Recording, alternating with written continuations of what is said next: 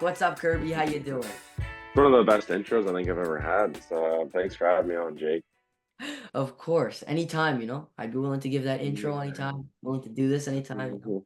It's truly an honor to have you on my show, and I'm just really excited to talk some hockey with you. So I wanted to thank you, first of all, for coming on. And Yeah, second no of all, worries.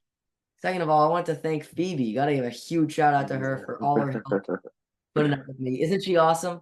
Yeah, Phoebe's great. She handles all my stuff, so it definitely makes my life a lot easier.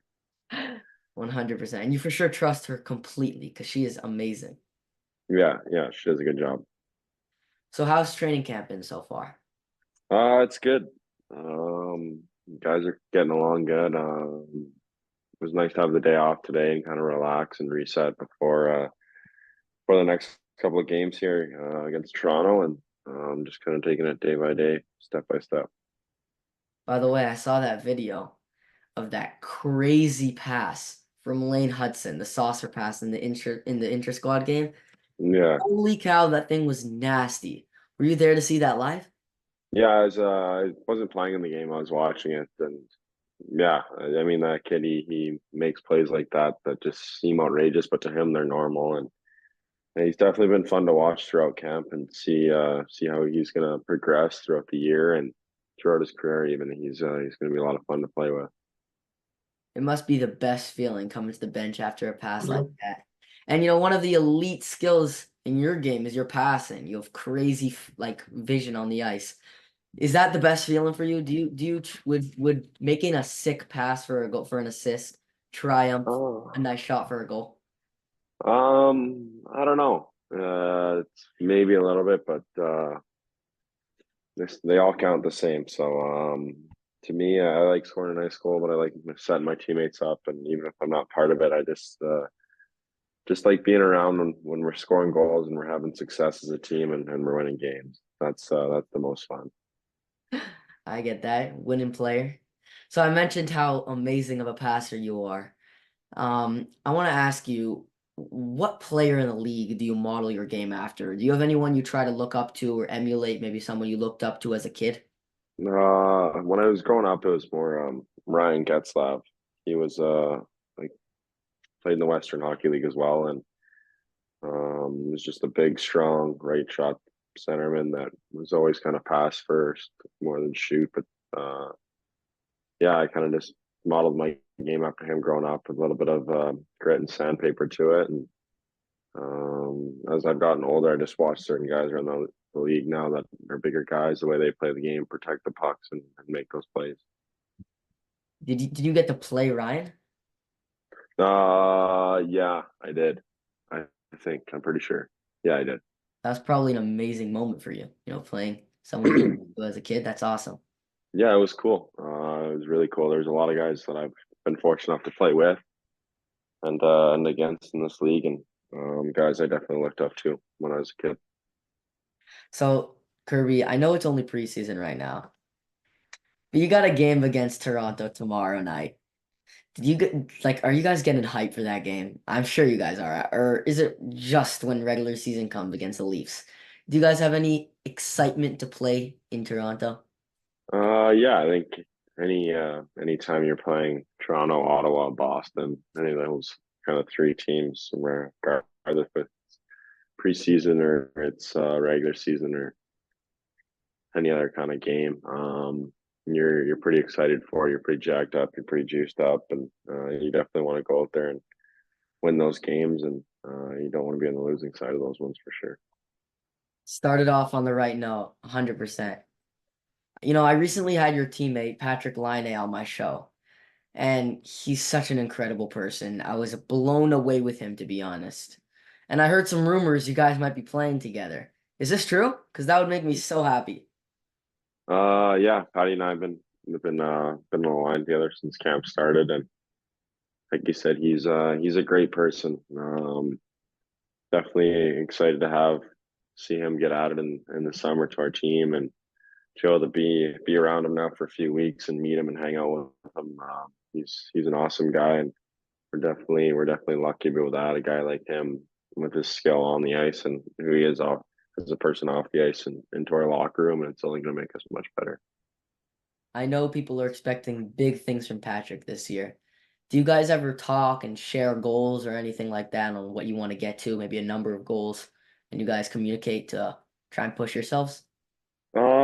Not necessarily a number. I think we just talk about plays or where we want to be and how we're connected on the ice and different things that way. I don't think stats or numbers or that kind of stuff comes up too much. It's more just trying to figure out the game and where how you're going to play it together. One play at a time. Love it. Hmm. So in Chicago, you had the opportunity to play with two incredible veterans in Jonathan Taves and Patrick Laine. And in Montreal, you have the opportunity to play with some really talented young players. Guys like Cole Caufield, Nick Suzuki. Just what's the difference like playing with veteran talent, amazing veterans, established guys, as opposed to playing with talented young players?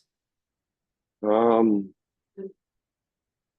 I think when you're older and you're more established and like you said, those older guys, you can learn a lot from them, and you're kind of trying to read and see what they're doing and understand what makes them so successful. And then as a bunch of young guys here in Montreal, like you kind of all have that sense of competition with each other, and we all want to kind of push each other to get to the next level. And when we got guys like you said, like Susie, Cole, Slav, you mentioned Huddy, um, Ghouls, like myself, New Hook, we're all 25 and under. Like it definitely creates a healthy competition for us to better each other. And I think that's what made those guys so great that I got to play with in Chicago was they always had each other to push each other the whole way.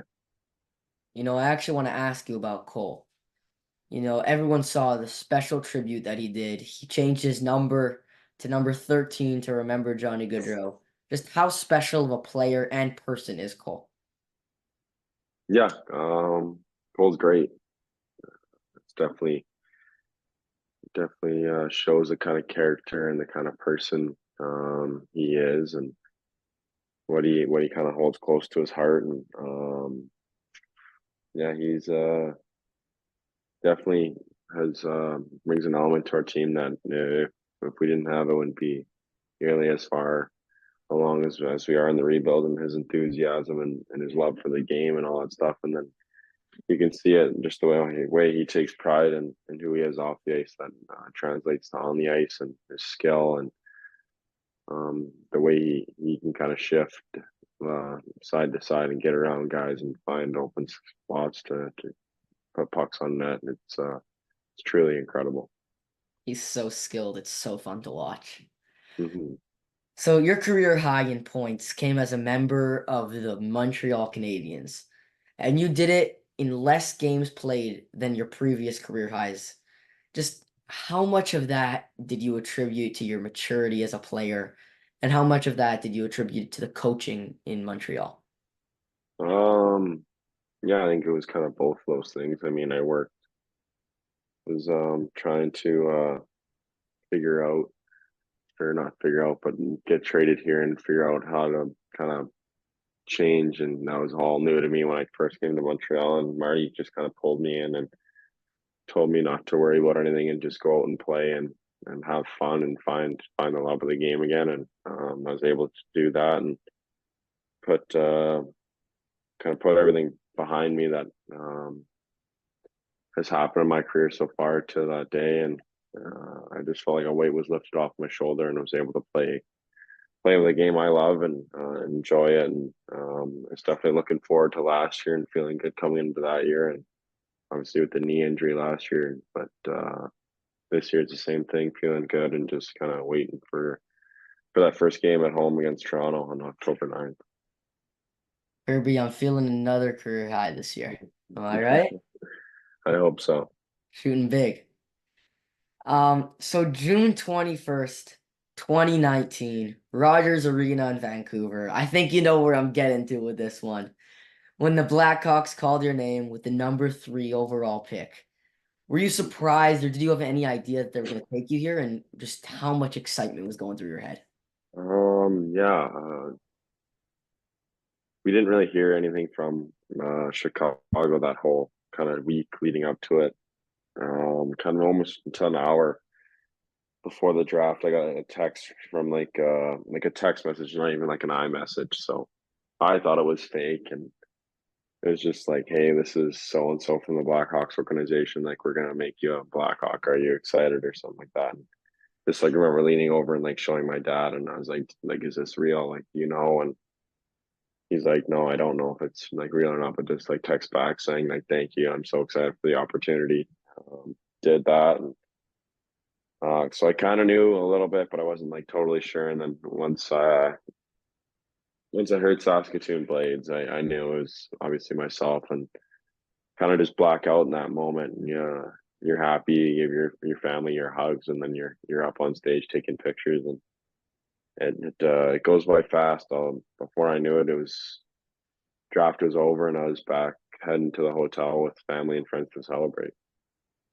That's amazing. Like it would have been quite funny though if it was one of your friends like totally pranking you, you know? Yeah, yeah, it would have been funny a few days after, but not in the moment. In the moment you'd be pissed. You'd be like, Yeah. whoa. Anyway, so as a forward, you try to spend as much time in the offensive zone as possible. Just who's the one player in the league, whether it's a forward or defenseman, that you just hate playing against and just makes it hardest on you to operate in the offensive zone? Um, I think Slavin's one of them for sure. And Carolina kind of knocks down a lot of pucks. He's strong. He's a good skater. He's got an annoying stick and hard to play against. So I think he's for sure up there. Kirby, thank you so much for taking your time today to join me on Jake's Takes. Did you enjoy our time together? Yeah, I did. Thanks for having me, buddy.